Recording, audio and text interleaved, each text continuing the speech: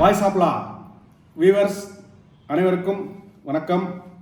கடந்த வாரம் நடராஜன் என்பவர் தாக்கல் செய்த நியோமேக்ஸ் நிறுவனத்தின் துணை நிறுவனத்தின் இயக்குநர்கள் சார்லஸ் மற்றும் இளையராஜா ஆகியோரின் ஜாமீன் மனுவை ரத்து செய்யும் மனு மதுரை உயர்நீதிமன்ற கிளையில் நீதியரசர் பரத சக்கரவர்த்தி அவங்க முன்னாடி விசாரணைக்கு வந்தது.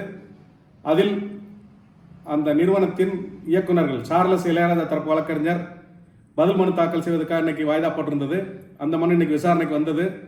மதுரை பொருளாதார குற்றப்பிரிவு தரப்பிலும் விசாரணைக்கு ஆஜராயிருந்தார்கள். அவங்க தரப்பில் அரசு தரப்பு வழக்கறிஞர் கவர்மெண்ட் அட்வொகேட் அப்பீர் ஆயிருந்தார். அதில் இதுவரைக்கும் 172 கோடிக்கு சொத்துக்கள் முடக்கப்பட்டிருக்குது. 5 சொத்துக்கள் ஜப்தி செய்திருக்குது. மீதி சொத்துக்கள் ஜப்தி செய்யும் நடவடிக்கை எடுக்கப்பட்டு வருது அப்படிலாம் சொல்லியிருக்காங்க. மேலும் ஏற்கனவே உயர்நீதிமன்ற உத்தரவுப்படி 15 மாதத்துக்குள்ள சார்ஜ் ஷீட் போடணும், சொத்துக்களை கண்டறிந்து ஜப்தி செய்து அந்த சொத்துக்களை ஏலம் விட்டு மக்களுக்கு பிரித்து கொடுக்கணும். இப்படிலாம் ஏற்கனவே உயர்நீதிமன்ற உத்தரவு இருக்குதுன்னு சொல்லி அந்த உயர்நீதிமன்ற உத்தரவுகளையும் காவல்துறை தரப்பில் பொருளாதார குற்றப்பிரிவு தரப்பில் தாக்கல் செஞ்சிருந்தாங்க.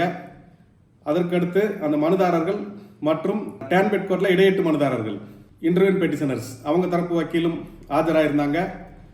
அவங்க சொன்னது என்னன்னா, இவங்க ஜாமீனில் வந்ததுக்கப்புறம் சாட்சிகளை மிரட்டியிருக்காங்க. அதனால 2 பேர் தற்கொலை பண்ணி இறந்துருக்காங்க. தஞ்சாவூர் மாவட்டத்தில் ஒரு எஃப்ஐஆர், சிவகங்கை மாவட்டத்தில் ஒரு எஃப்ஐஆர் ஆயிருக்குது அப்படிலாம் பேசியிருக்காங்க. அதைத் தொடர்ந்து அந்த குற்றம் சாட்டப்பட்டவர்கள் தரப்பு வழக்கறிஞர் பதில் மனு தாக்கல் செய்வதற்காக வழக்கானது 22ஆம் தேதிக்கு ஒத்திவைக்கப்பட்டிருக்குது.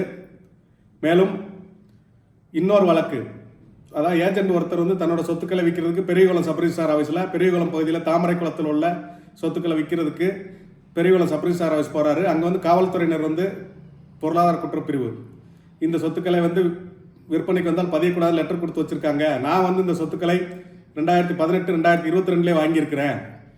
எஃப்ஐஆர் ஆனது 2023 தான். அதனால் இதுக்கு முன்னாடி வாங்கின சொத்து, அதனால் என்னை பதிகிறதுக்கு அனுமதிக்கணும் அப்படின்னு சொல்லி அவர் அந்த பதிவு செய்வதற்கு ஆவணத்தை தாக்கல் செய்த ஏஜென்ட் தரப்பு வழக்கறிஞர் வாதிட்டார்.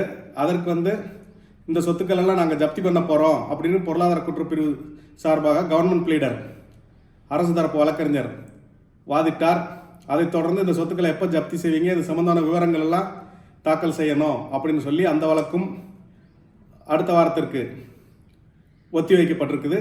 அந்த மனு உயர்நீதிமன்ற மதுரை கிளையில் நீதியரசர் ஜஸ்டிஸ் என் சதீஷ்குமார் அவர் முன்னாடி விசாரணைக்கு வந்தது. அதில் எனது ஆவணத்தை பெரியகுளம் சப்ரிஜிஸ்டார் பதிவு செய்ய மறுக்கிறார்ன்ற மாதிரி சொல்லி பெரியகுளம் சப்ரிஜிஸ்டாரை பதிவு செய்ய சொல்லணும் அப்படின்னு மனு போட்டிருந்தாங்க. அது சம்மந்தமாக காவல்துறை அந்த ஜப்தி நடவடிக்கைகள் சம்மந்தமாக விளக்கம் அளிக்கணும் அப்படின்னு சொல்லி அந்த வழக்கு அடுத்த வாரத்திற்கு உயர்நீதிமன்ற மதுரை கிளையில் வாய்தா போடப்பட்டுள்ளது. இது போன்ற செய்திகளை மேலும் பார்ப்பதற்கு நமது சேனலை தொடர்ந்து பாருங்கள். எங்கள் சேனலுடன் இணைந்திருங்கள். நன்றி, வணக்கம்.